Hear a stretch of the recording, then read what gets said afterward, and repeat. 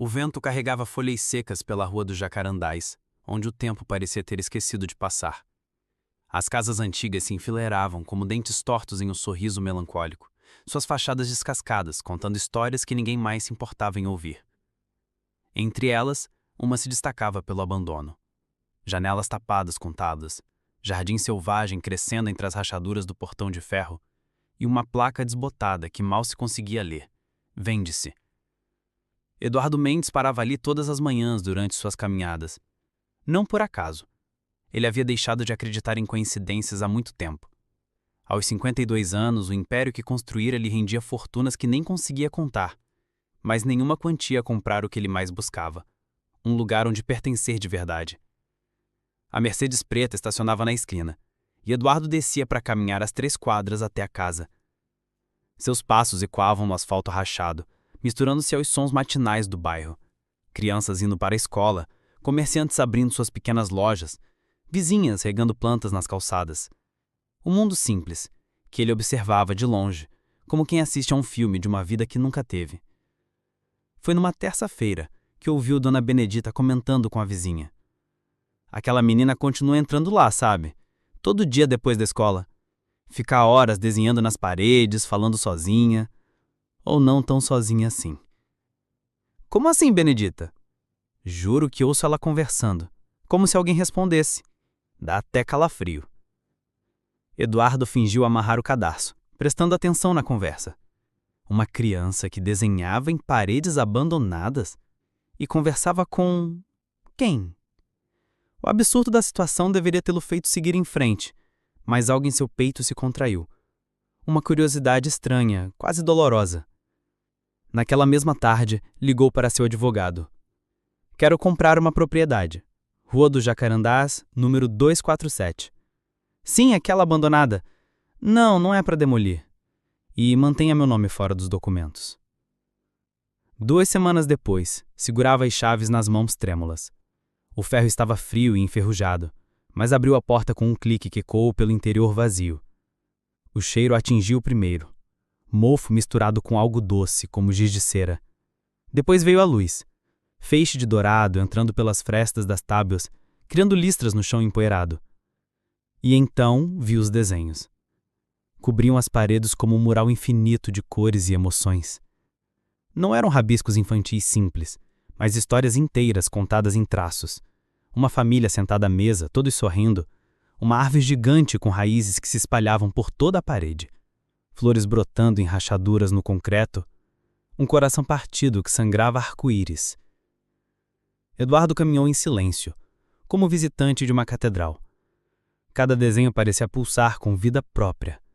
Havia técnica ali, mas principalmente havia alma.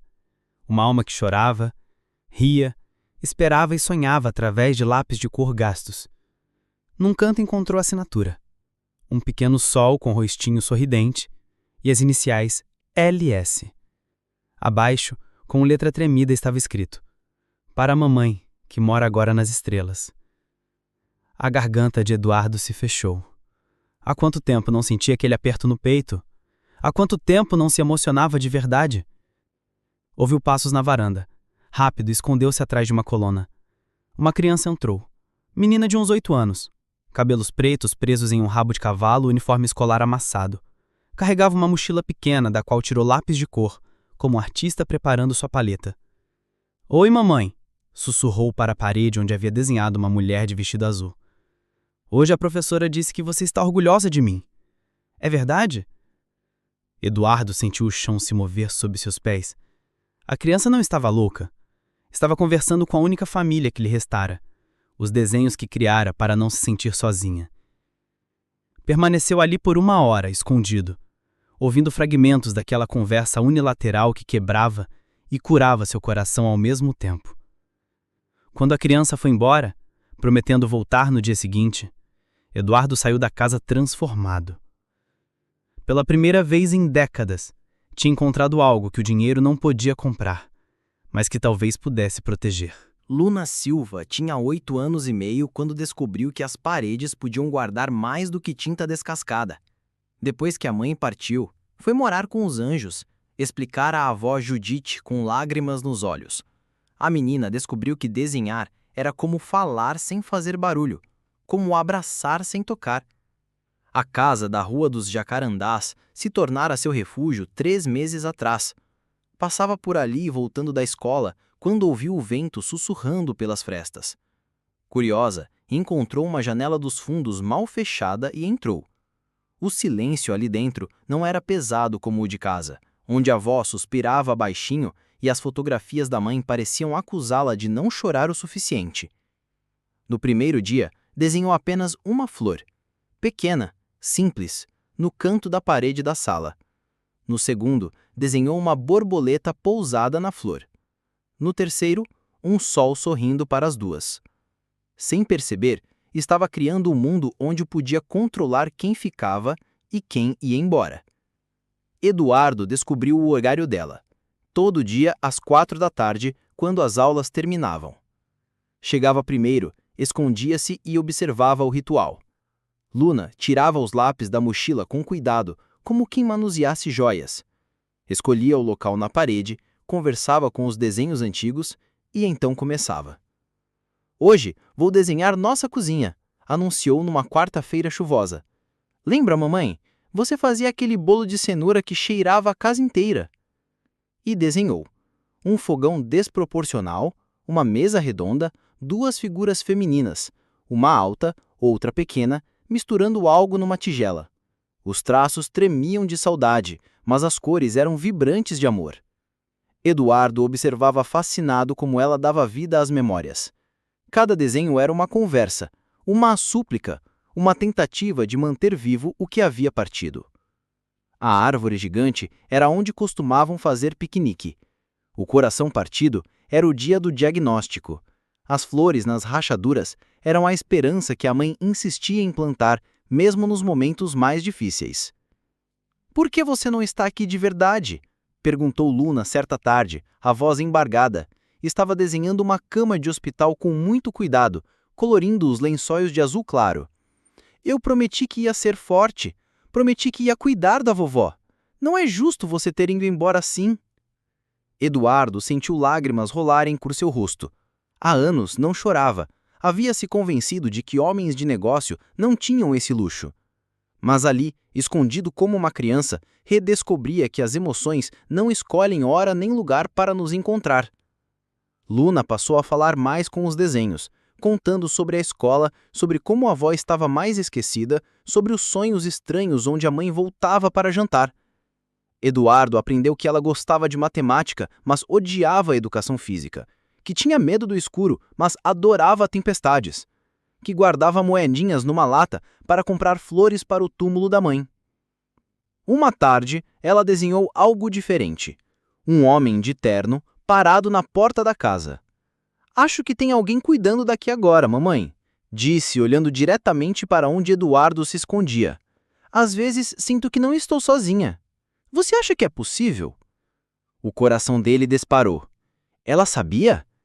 Durante semanas, convencera-se de que era invisível, apenas um observador silencioso daquele teatro de emoções. Mas crianças têm uma percepção diferente do mundo. Enxergam através das máscaras que os adultos usam. Naquela noite, Eduardo ficou acordado pensando. Seus consultores diriam que estava perdendo tempo, que um homem de sua posição não deveria se envolver com uma criança abandonada numa casa em ruínas. Mas aquela menina havia feito algo que nenhuma reunião de negócios conseguira. Havia tocado a parte dele que achava perdida para sempre. Decidiu que chegara a hora de parar de se esconder. Luna merecia saber que alguém estava cuidando do lugar onde suas memórias viviam, e ele merecia a chance de descobrir por que aqueles desenhos falavam com a sua alma de uma forma que nenhuma obra de arte cara jamais conseguira. No dia seguinte, não se escondeu. A chuva tamborilava no telhado da casa como dedos nervosos numa mesa. Luna chegou mais cedo que de costume, sacudindo o uniforme molhado e limpando os óculos embaçados. Eduardo estava sentado no chão da sala, observando o desenho da família na mesa, aquele que ela fizera na semana anterior. Quando ela entrou e o viu, parou na soleira da porta. Não correu, não gritou. Apenas ficou ali, estudando-o com aqueles olhos escuros que pareciam antigos demais para o rosto de criança. Você é o homem do meu desenho, disse por fim, a voz calma como quem reconhece uma verdade há muito esperada. Eduardo engoliu em seco. Prepararam um discurso durante a noite, palavras cuidadosas sobre ser o novo proprietário da casa, sobre preservação do patrimônio, sobre direitos de uso. Mas olhando para Luna, pequena, molhada e corajosa, todas as palavras planejadas desapareceram. Sou, admitiu simplesmente. Comprei a casa há algumas semanas. Vai me mandar embora? A pergunta veio carregada de uma resignação que partiu o coração dele. Quantas vezes aquela menina havia sido mandada embora? Quantas pessoas importantes em sua vida haviam desaparecido? Não, respondeu e viu os ombros dela relaxarem. Na verdade, eu gostaria muito que você ficasse. Luna se aproximou devagar, como um gato curioso, mas cauteloso. Sentou-se no chão a alguns metros dele, tirando os lápis da mochila com movimentos automáticos. Por que você ficava escondido? Eduardo sorriu pela primeira vez em semanas. Tinha medo que você parasse de desenhar se soubesse que eu estava aqui. E por que você queria que eu continuasse desenhando? Essa pergunta o pegou desprevenido. Por que mesmo? O que um bilionário fazia numa casa abandonada observando uma criança conversar com paredes? Porque seus desenhos, eles falam. E faz muito tempo que eu não ouço nada de verdade. Luna inclinou a cabeça, processando a resposta. Então apontou para o desenho da árvore gigante que ocupava toda a parede dos fundos. Que você ouve nesse aqui? Eduardo se levantou e se aproximou do desenho. A árvore tinha raízes profundas e copa frondosa, mas um dos galhos estava quebrado, pendendo triste em direção ao chão. Vejo uma família forte, começou devagar. Com raízes profundas, mas alguma coisa machucou vocês.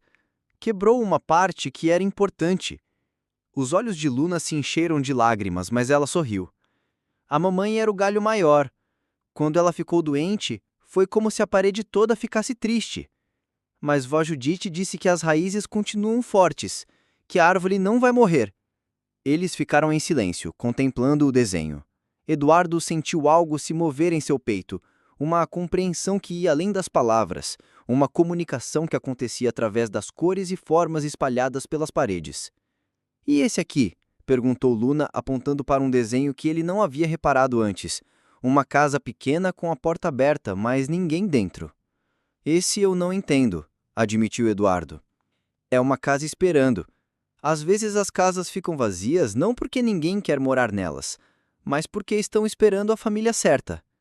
A simplicidade da explicação o atingiu como um soco. Eduardo olhou ao redor, para as paredes cobertas de histórias, para a luz dourada entrando pelas frestas, para a menina que havia transformado um lugar abandonado num santuário de memórias. Como você se chama? Perguntou. Luna Silva. E você? Eduardo. Eduardo Mendes. Que nem o prédio lá no centro? Ele riu, surpreso que ela conhecesse seu nome. Exatamente. Luna ficou em silêncio por um momento, depois pegou um lápis azul. Posso desenhar você? De verdade dessa vez? Eduardo acenou, e ela começou a trabalhar numa seção vazia da parede. Traços cuidadosos formaram um homem sentado no chão, mas diferente do primeiro desenho. Este tinha um sorriso pequeno e olhos que não pareciam tão tristes. Pronto, anunciou. Agora você faz parte da casa também. Quando saíram juntos, ela para a casa da avó, ele para sua cobertura silenciosa, Eduardo percebeu que algo havia mudado. Pela primeira vez em anos, não se sentia longe mais. E pela primeira vez, Luna tinha alguém que realmente ouvia o que seus desenhos tinham a dizer. As visitas à casa se tornaram um ritual sagrado. Todos os dias, às 4 da tarde, Eduardo e Luna se encontravam na antiga sala de estar, agora transformada numa galeria de memórias coloridas. Ela desenhava, ele observava e interpretava, e entre cores e palavras, construíam uma amizade improvável que curava feridas antigas em ambos. Foi numa tarde de quinta-feira que Luna fez a pergunta que Eduardo temia e desejava ao mesmo tempo. Por que você está sempre triste, Eduardo? Ele estava analisando um desenho novo. Um menino sozinho numa casa gigante, cercado de brinquedos, mas sem ninguém para brincar. O autorretrato inconsciente o pegou de surpresa. Não estou triste, mentiu automaticamente como fazia há décadas. Luna parou de desenhar e o encarou com aquela seriedade peculiar das crianças que cresceram rápido demais. Meus desenhos não mentem, e eles mostram que você tem um buraco aqui dentro, disse tocando o próprio peito, igual ao meu quando a mamãe foi embora. Eduardo sentiu as defesas que construíra desmoronarem. Naquela casa, protegido pelas paredes que guardavam os segredos mais íntimos de Luna, ele encontrou coragem para revelar os seus. Eu tive uma casa assim uma vez, começou, olhando para longe. Pequena, simples. Minha mãe fazia bolo de fubá nos domingos e meu pai prometia me ensinar a andar de bicicleta. E ensinou? Não. Ele foi embora quando eu tinha 7 anos. Disse que ia trabalhar em outra cidade e voltaria. Nunca mais voltou. Luna acenou compreensiva, como se conhecesse intimamente a dor do abandono. Minha mãe teve que vender a casa para pagar as dívidas que ele deixou. Fomos morar num apartamento minúsculo, e ela trabalhava tanto que eu quase não a via. Jurei que quando crescesse ia ter a casa maior do mundo, tão grande que ninguém nunca mais ia conseguir me deixar sozinho nela. E conseguiu? Eduardo riu sem humor. Tenho 12 casas agora, mansões enormes, apartamentos de cobertura, uma fazenda. Mas sabe qual é o problema? Quando você mora numa casa grande demais, o vazio fica maior também. Luna parou de desenhar completamente e veio sentar ao lado dele. Talvez você precise desenhar o que sente, disse com simplicidade devastadora. Às vezes as coisas ficam presas aqui dentro, tocou o coração dele, e só saem quando você põe no papel.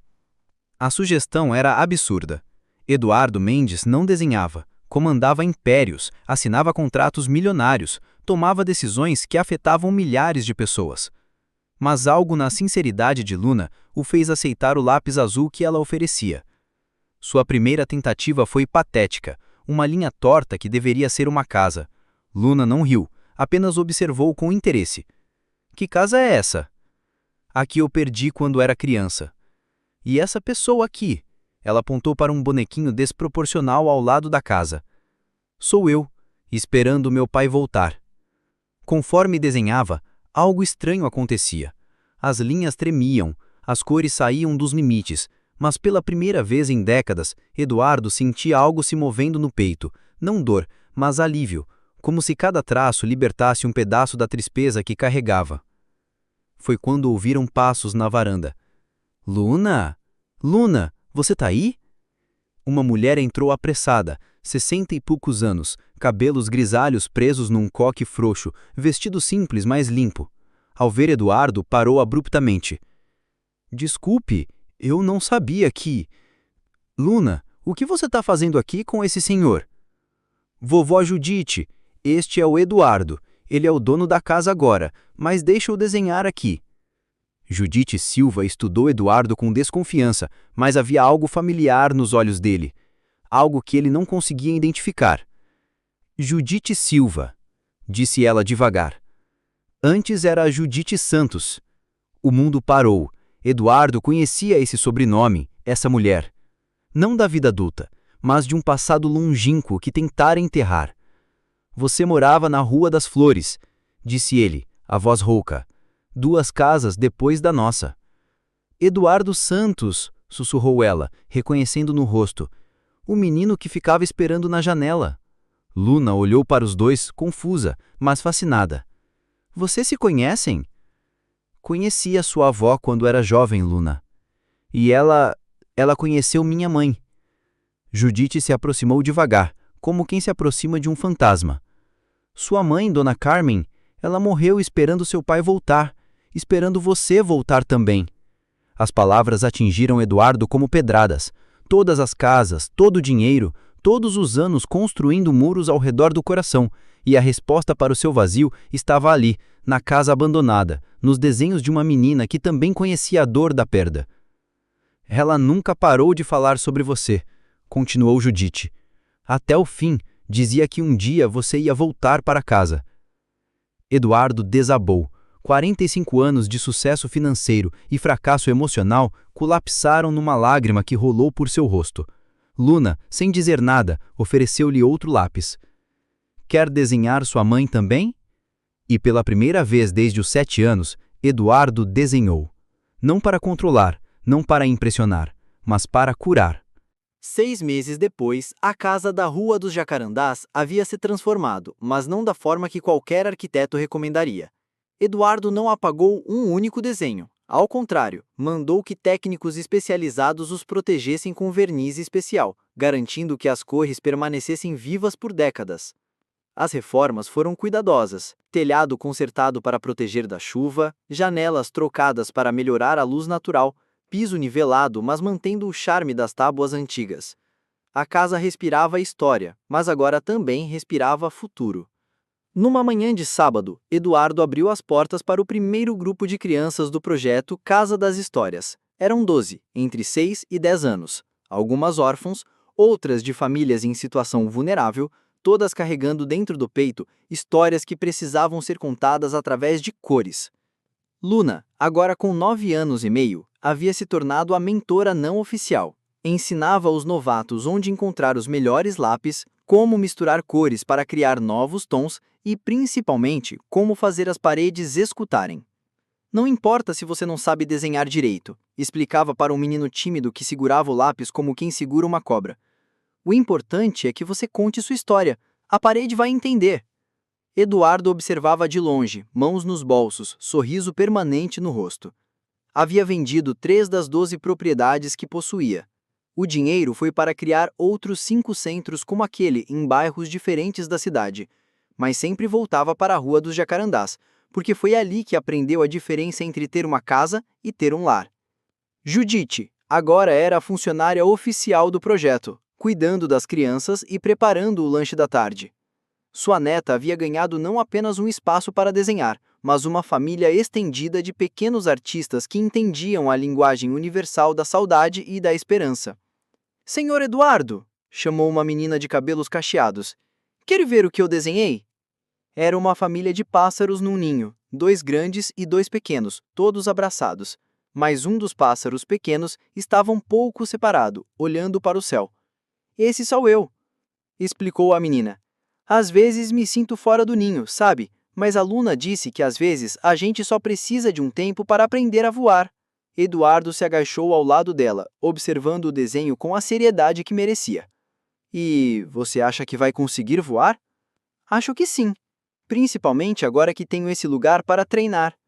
No final da tarde, quando todas as crianças haviam ido embora, Eduardo e Luna ficaram sozinhos na casa que os havia unido. As paredes agora contavam dezenas de histórias novas, algumas tristes, outras alegres, todas verdadeiras. "Sabe o que eu descobri?" disse Luna guardando os lápis na caixa organizada que Eduardo havia comprado para o projeto. "O quê?" "As casas abandonadas não são casas tristes, são casas esperando." Eduardo sorriu, lembrando-se da explicação que ela havia dado meses atrás sobre o desenho da casa vazia. "Esperando o quê?" "Esperando alguém que entenda que paredes também podem ter coração." Eles saíram juntos como faziam todos os dias. Eduardo levava a Luna até a casa da avó, depois seguia para o seu apartamento, que agora estava cheio de desenhos emoldurados, presentes das crianças do projeto. Mas antes de entrar no carro, sempre olhava para trás, para a casa que havia comprado pelo silêncio e que agora transbordava de vida. As janelas iluminadas mostravam sombras coloridas nas paredes, sussurros de histórias que não tinham medo de ser contadas. Havia comprado a casa pelo silêncio, é verdade, mas foi nos rabiscos que aprendeu a escutar. E pela primeira vez em 45 anos, Eduardo Mendes sabia exatamente onde era o seu lar. Não num endereço caro ou numa mansão imponente, mas num lugar onde as paredes tinham memória e os desenhos tinham voz. Um lugar onde uma menina corajosa havia ensinado um bilionário solitário que algumas coisas não podem ser compradas, apenas encontradas. Nas paredes de uma casa abandonada, entre cores e saudades, 2 almas feridas haviam se curado mutuamente, e ao curar, descobriram que podiam ajudar outras a fazer o mesmo. A casa da Rua dos Jacarandás continuaria contando histórias, para sempre.